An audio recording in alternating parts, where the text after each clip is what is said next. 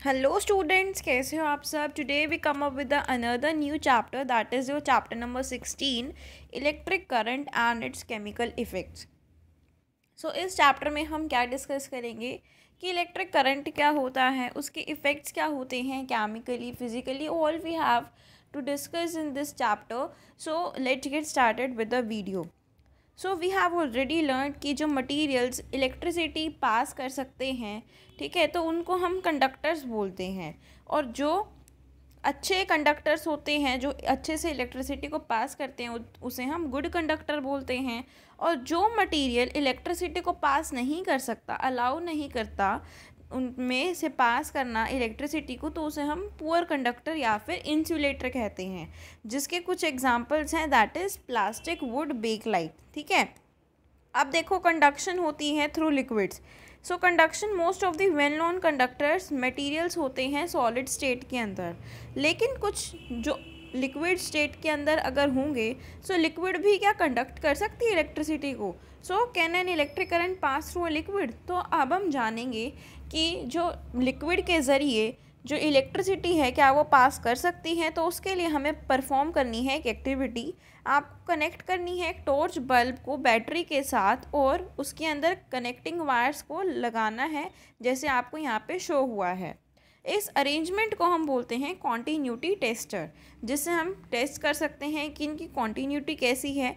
Pour some lime juice in a clean beaker, उसको आपको well clean end से 2 wires of the tester से join कर लेना है लाइम जूस के अंदर। टेक केयर कि जो एंड है वो बॉटम ऑफ द बीकर को टच ना करें। ऑब्जर्व करना है कि जो एलईडी आपने बल्ब लगाई है वो ग्लो कर रही है या नहीं। Take out the ends of the wire from the lime juice and dry and clean them. फिर उसको डिप करना है ऑर्डिनरी टैप वाटर के अंदर। फिर आप रिकॉर्ड करोगे अपनी ऑब्जर्वेशन को डिस्टिल्ड वाटर लेके। फिर next try repeating this activity. कुछ अदर लिक्विड्स लेने हैं आपको, orange juice, tomato juice, vinegar, ये सारी चीज़ें लेनी है, और ईच केस में ऑब्जर्व करना है कि क्या होता है। उसको टैबुलेट करना है ऑब्जर्वेशंस को। लाइम जूस करते हुए एलईडी ग्लो हुई है, पुअर कंडक्टर है, लो कंडक्टर है, ये सारी चीज़ें आपको इसमें मेंशन करनी है, and you have to do your own self. आपको दिक्कत आए तो आप मुझसे कमेंट सेक्शन में पूछ लेना, मैं आपको इसके आंसर्स बता दूंगी। Now realize that some liquids do not conduct electricity and some do. So above activity से हमें पता चला कि कुछ ऐसे लिक्विड्स होते हैं जो गुड कंडक्टर ऑफ इलेक्ट्रिसिटी होते हैं और कुछ पुअर कंडक्टर होते हैं। So water that we get from different sources, जैसे कि tap, hand pump, well, pond, generally क्या होता है, सेवरल सोल्स उनके अंदर डिजोल्व रहते हैं। सो जो the water reasonably good conductor of electricity होता है, सो उसको हमें never handle electrical appliances with wet hands और while standing on a wet floor.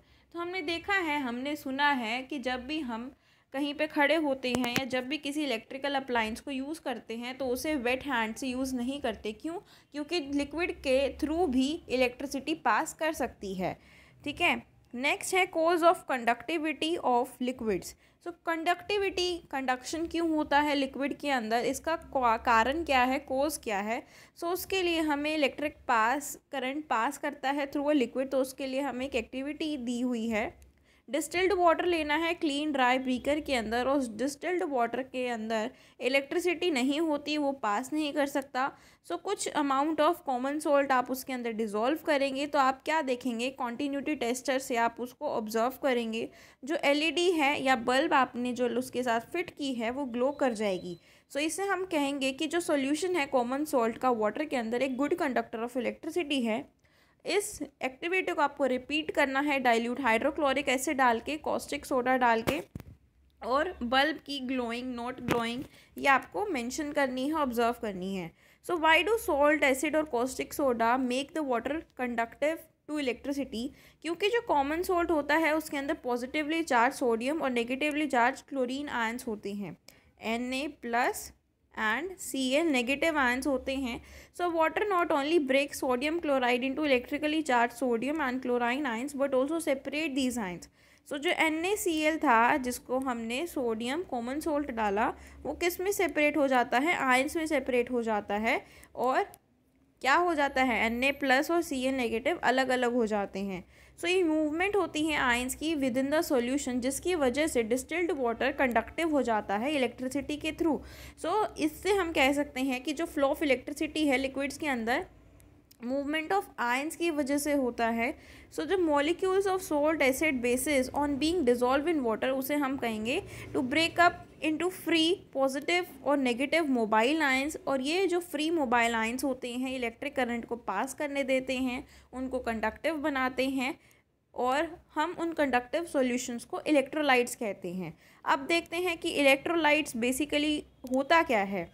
सो हमने देखा कि एक कंपाउंड है जिसके अंदर इलेक्ट्रिसिटी कंडक्ट होती है मोल्टन, फ्यूज या एक्वस फॉर्म के अंदर, जो साइमल्टेनियसली अंडरगोज हो जाता है डिकम्पोजिशन इनटू जब इलेक्ट्रिक करंट पास करता है, उसे हम इलेक्ट्रोलाइट कहते हैं। तो इलेक्ट्रोलाइट भी दो तरह के होते हैं, 2 टाइप्स के होते हैं, स्ट्रॉन्ग इलेक्ट्रोलाइट और weak electrolyte. As a name suggest कि स्ट्रॉन्ग इलेक्ट्रोलाइट मीन्स जो ज़्यादा अमाउंट में जो आयंस सेपरेट करेगा, डिसोशिएट करेगा, डिकम्पोज करेगा, और वीक इलेक्ट्रोलाइट जो कम करेगा। सो इसके बेस पे क्या है, ये एक्सटेंट है कि वो कितनी ब्रेकेज कर रहा है आयंस के अंदर। तो स्ट्रॉन्ग इलेक्ट्रोलाइट्स क्या है, जो कम्प्लीटली आयनाइज हो जाएगा आयंस के अंदर, और large number of free mobile ions available होंगे ताकि इलेक्ट्रिसिटी कंडक्ट हो सके। सो इसके कुछ एग्जांपल्स हैं, sodium chloride, pure sulphuric acid, copper sulphate solution. Weak electrolytes ये ऐसे इलेक्ट्रोलाइट्स होते हैं जो आयनाइज होते हैं, ओनली पार्शियली होते हैं, और कुछ small number of free mobile ions available होते हैं जिसकी वजह से कंडक्शन होती है इलेक्ट्रिसिटी की। तो इसके कुछ एग्जांपल्स हैं, acetic acid, ammonium hydroxide and tap water. कुछ एग्जांपल्स यहाँ पे गिवन है टेबल फॉर्म में, sea water, nitric acid, copper sulphate solution, sodium chloride, sulphuric acids are strong electrolytes, ordinary tap water, oxalic acid, carbonic acid, ammonium hydroxide, citric acid are weak electrolytes. ठीक है, अब हम देखते हैं conversion कैसे होता है केमिकल एनर्जी का into electrical energy.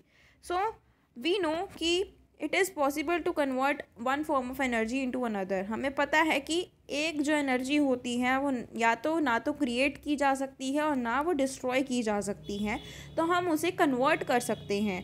So list of conversions of one form of energy into another is almost endless. तो इलेक्ट्रिक सेल्स जो हमने बात की थी क्लास 6 के अंदर, तो electrical energy at the expense of chemical energy हमने बताया था। So that the say that जो सेल्स है वो एग्जाम्पल है conversion of chemical energy into electrical energy का। सो इटालियन साइंटिस्ट थे अलेसैंड्रो वोल्टा, जिसने first practical source of such a conversion दिया था इन द ईयर 1790, और उसका अरेंजमेंट था voltaic cell. So general setup of voltaic cell यहाँ पे शोन है। जब 2 रोड्स जिंक और कॉपर की हम डिप करते हैं, इलेक्ट्रोड जिसको हम कहते हैं, उसको हमने डिप किया solution of dilute sulphuric acid.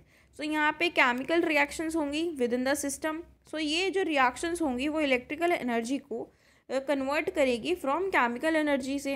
सो जब भी हम कनेक्ट करते हैं इन 2 रोड्स को एक टॉर्च बल्ब या एलईडी के साथ, जिसके अंदर हमने मेटल वायर्स को लगाया है, करंट फ्लो करेगा और एलईडी बल्ब लाइट हो जाएगा, मींस ग्लो करने लगेगा। और ये वोल्टेक सेल को हम क्या कहते हैं, एक सोर्स है इलेक्ट्रिक करंट का या इलेक्ट्रिकल एनर्जी का। सो इसमें हमने 2 रोड्स को डिप किया है, zinc road and copper road, और डाइल्यूट सल्फ्यूरिक एसिड के अंदर हमने डिप किया और बल्ब को हमने इसके साथ फिट किया, तो बल्ब ग्लो कर गया। ठीक है, अब नेक्स्ट हम चलते हैं chemical effects of electric current. तो केमिकल इफ़ेक्ट्स क्या होते हैं कि हमें पता चला, हमने रियलाइज़ किया कि जो केमिकल चेंजेस हैं लिक्विड के अंदर वो इलेक्ट्रिक इफ़ेक्ट्स को, इलेक्ट्रिक करंट को प्रोड्यूस करते हैं। सो इसका जो रिवर्स है वो हो सकता है। So can an electric current passing through a liquid result in chemical changes?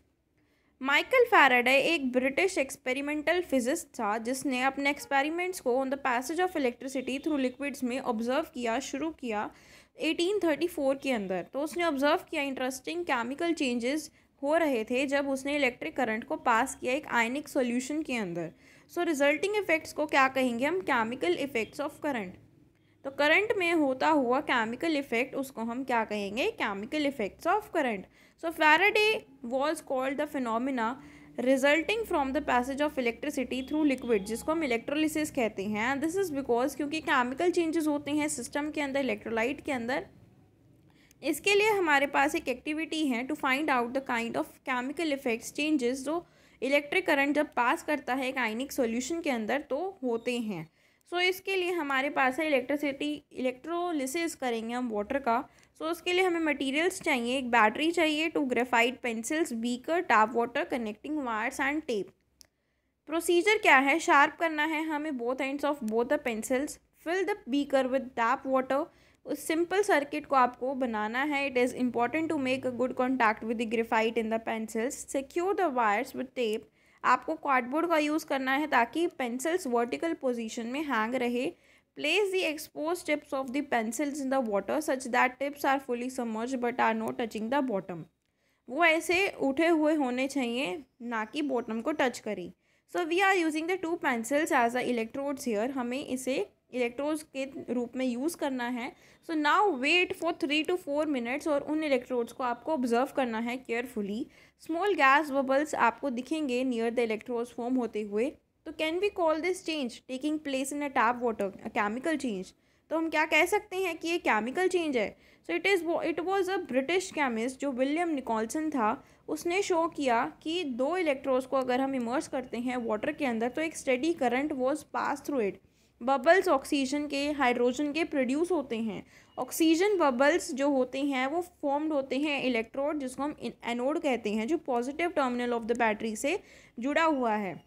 Hydrogen bubble जो हैं वो दूसरे इलेक्ट्रोड पे फॉर्म होते हैं, जिसको कैथोड कहते हैं, जो negative terminal of the battery से जुड़ा हुआ है। सो हम कह सकते हैं कि जो पैसेज ऑफ इलेक्ट्रिक करंट है थ्रू एन आयनिक सॉल्यूशन वो केमिकल चेंजेस को प्रोड्यूस करता है, कॉज करता है।